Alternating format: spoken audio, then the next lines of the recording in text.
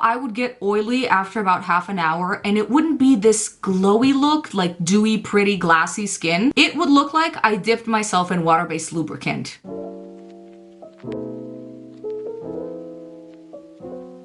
Hey, welcome to my video. If you're from my Instagram, I love you, and if you're not from my Instagram, love you all the same. Welcome to another Vogue Beauty Secrets video, where today we're gonna be doing Miss Meghann Fahy's skincare and everyday makeup routine. Now, I will say that I have been looking forward to this because I love her. I loved her since the bold type, and she is absolutely gorgeous. But one thing I'm not looking forward to though is the way that she applied her makeup in certain steps of this tutorial. I know for a fact that I personally dislike them, so that's gonna be interesting. However, that is kind of the point, because the point of these videos is not just to buy and have and use all of the products that all the celebrities use. It's actually to use whatever I have at home to try and recreate a similar type of look and see if I actually like it, and also just to switch up my routine a little bit, try somebody else's, and figure out if I could add some of these steps to my personal everyday routine, because you just never know. But honestly, enough blabbering about that. Without further ado, here's the video. Okay, so we're starting off. I am barefaced. I have literally nothing on, except I did use a cleanser, and that's just because she did as well, and I used my everyday one by CeraVe. And now we're moving on to serum. So she just takes it and applies it directly to her face, and then she kind of rubs it in. Now for the next serum, she applies some to her hands, and then she just kind of presses it in.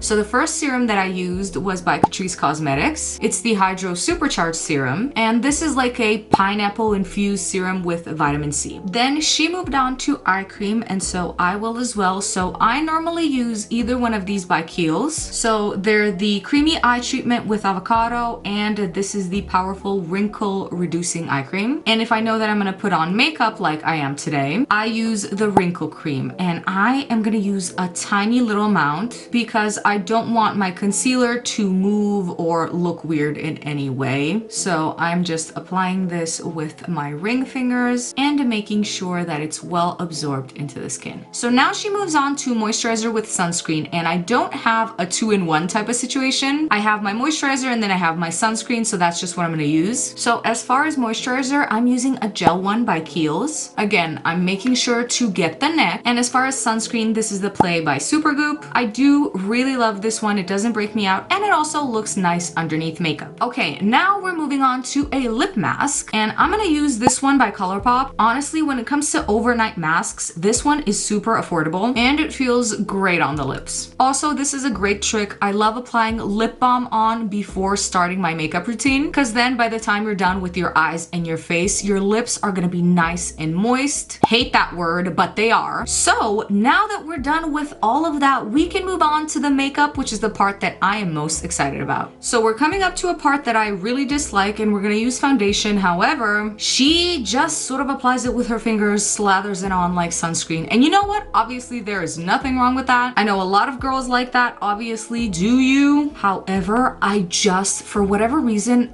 whenever I do that, it just feels wrong to me. I hate doing it, but I'm gonna do it today. Ugh. Even this is like triggering. But okay, I guess. This just, oh, I don't know about this. Now, she used an Armani foundation, which I'm sure is lovely. I'm gonna use my trusty tried and true Maybelline. And the reason I love that one is because I can use it on camera and it looks pretty flawless, but then in person, I don't look cakey or crazy either. And it's affordable, so in my book, it's perfect. Okay, so I also normally apply a pore filling primer, at least to like my nose and T-zone area, before putting on foundation, but I didn't do that today. And also the face is primed just with all the skincare we did beforehand. So I mean, as of right now, it looks decent on the skin, so I really don't have a problem with that. I just don't like applying it this way. It's not for me. So as you were able to see, I sort of applied it all over. I didn't use a thick layer because honestly, I felt like she didn't either. I could still see her freckles peeking through, so it wasn't full coverage, so I'm gonna leave it at that. I am gonna obviously cover my imperfections with concealer next. So the way she did this is she just applied it to her under eye bags, and then also anywhere anywhere where she had any type of imperfections. I have some pimples right here, so that's where I put mine. By the way, this is the Catrice Liquid Camouflage Concealer. Again, great at what it does at a great price point. Now, funnily enough, she blended out the concealer with a beauty blender, and I'm like, couldn't we have done that a step earlier? Because concealer is the one thing, especially on my under eyes, that I really do not blend with a beauty blender. I use my fingers for this, but obviously not today. Now, she also blended it into her eyelids a little bit, which is what I do as well if I'm not using an eyeshadow primer. So this is what the base looks like so far. Honestly, not bad. I'm just gonna add a tiny bit more foundation right around this area because I noticed that I just did not blend it in properly. But we are done with this step, and now we're moving on to bronzer. So she uses a powder bronzer,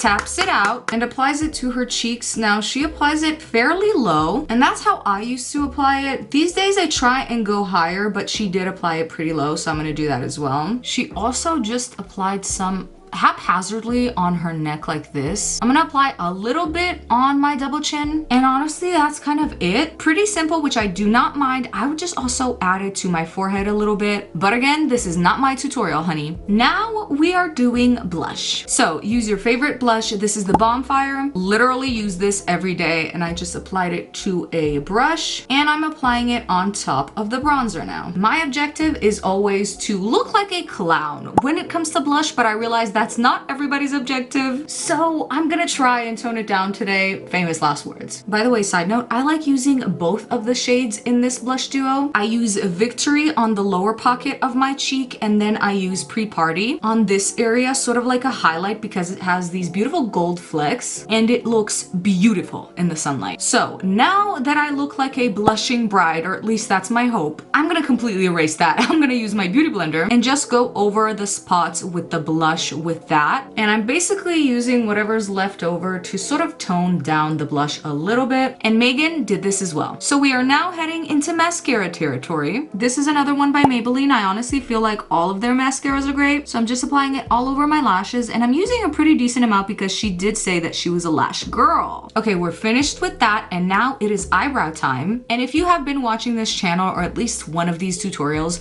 you know that I always glue down my brows because they're just incredibly unruly. I don't have a lot of them, but for whatever reason, they just don't want to listen. So the only thing that I have found thus far that can successfully glue them down is this Got to Be Glued. This is actually a hair spiking gel. You can get it literally at any drugstore. So I am going to use it today. However, I don't have it on right now. And the reason is because we're going to do a little bit of a different method. And this is another one of those in this video that I absolutely hate. But I'm going to suck it up and do it. So I'm just going to comb my brows a little bit. There is nothing on this brush, girl. And now, again, with absolutely nothing on them, I am gonna fill them in. And that's not a technique that I like doing. I normally like gluing them down first and then filling them in. But you know what? I'm gonna let myself be surprised. Maybe I end up liking this technique. 12 seconds later. Nope, I already dislike this. Because it looks too dark now and I can't fill them in properly. They're sort of all over the place, but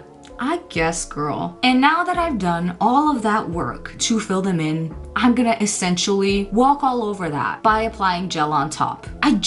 It doesn't make sense to me. It never has. But anyways, here we go. So I'm gonna create them in the shape that I normally do. And see, now that gel is removing everything, all the work that I've done, it's sort of removing most of it. Maybe it's good if you're like heavy-handed when it comes to filling in your eyebrows, or if you just pencil them in too dark and you wanna reverse that a little bit, but that's really not my journey. I'm gonna wait a beat, just literally a few seconds for them to dry down a little bit, and then I'm gonna apply some more gel and see if I can't get them to do what I want them to do, you know? Because now they're kind of imperfect. This one is kind of smudged, and I'm not living for that. So I tried to sort of finagle them in place. They don't look cute. They're not even cousins at this point, let alone sisters, much less twins. They're just kind of here. Maybe this would work if you have thicker eyebrows that were more obedient. Mine doesn't look good. I'm just gonna take a little tiny brush and just right here, clean them up a little bit. Now I'm not gonna sculpt them because hers weren't. I'm just gonna clean around because that color bled everywhere and it really doesn't look good. Just a tiny bit like that. Because honestly, you know what it looks like? It looks like I slept with my eyebrows still done. Like I didn't remove my makeup and then woke up the next day and this was the result. That's what that looks like on me. Okay, I think this is the best that I'm gonna be able to do. Moving on. So next up, she takes a little Q-tip and just removes any mascara that she has on her eyelid that might have gotten there when she was applying it. And honestly, that's really not a bad idea. So we only have 2 steps left now, and one of them is highlight. And she uses a highlighting stick. I'm sure I could scrounge one up somewhere, but I don't really use them. So I'm gonna use powder, and she applied it to the very top of her cheek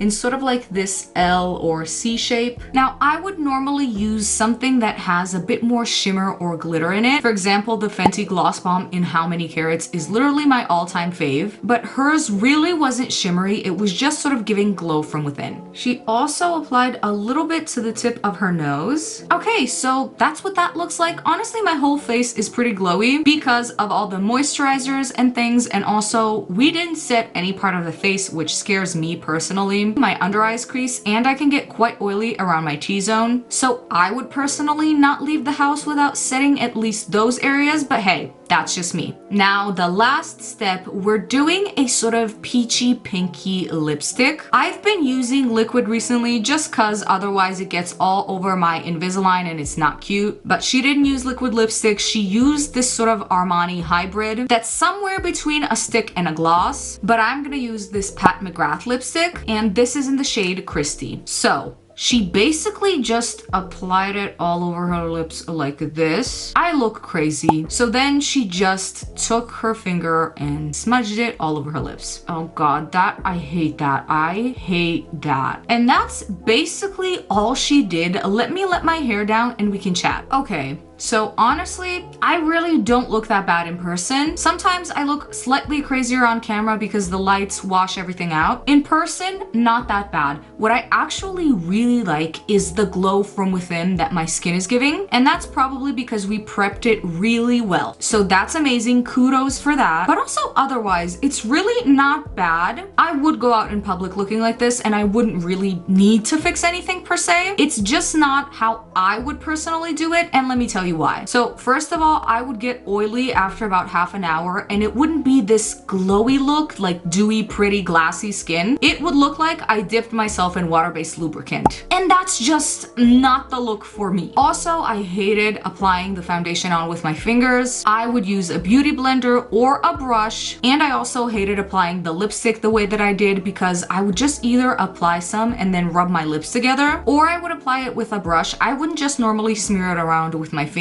And that's not to say that it looks bad, it really doesn't. And I like overlining my lips a tiny bit, so that's what I would have done differently too. So yeah, that's it for today's video. Now, I want you to let me know what you think, and if you made it this far, thank you so much. You are a beautiful glass skin diva. If you liked this video, then please consider liking, subscribing, maybe even commenting, and I will see you in my next one. Bye!